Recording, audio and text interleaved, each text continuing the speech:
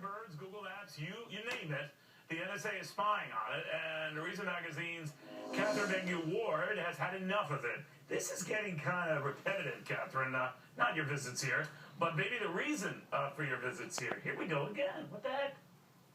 You know, I think there's a certain amount of cynicism at this point. People just assume all of their data, everything they're generating, is somehow winding up in the hands of the NSA. But Angry Birds? You can still shock people, yes. Angry Birds apps, it turns out. The NSA is also collecting data from the apps on your phone and your iPad.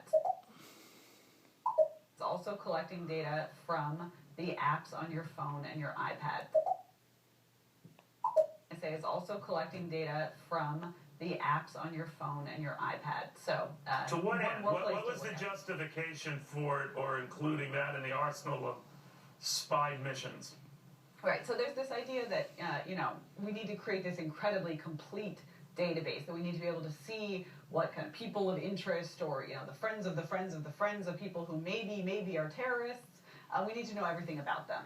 But there was this sort of audit of what the NSA is actually doing with this data, and it turns out they actually aren't doing much. There's so much data, and they don't have the sort of capacity to use it intelligently. So our privacy is being violated, but it's not actually clear we're getting that much more security out of the deal. All right, now the argument for this is it happened when Angry Birds was a lot more popular now than it is today. It's still popular, but not probably in the lexicon as it was even a year ago.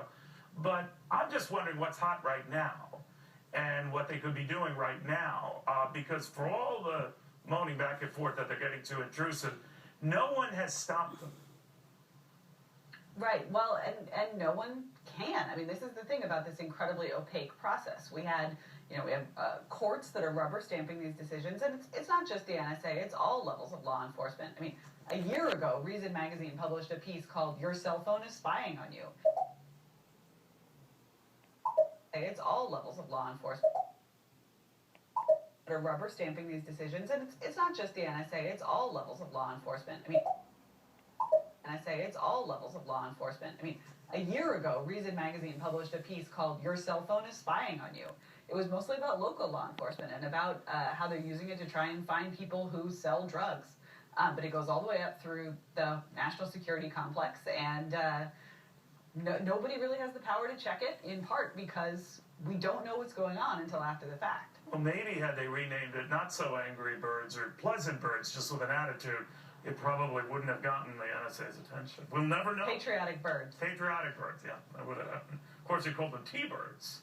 Well, they would have been a whole other race. Catherine, thank you very, very much. Meanwhile,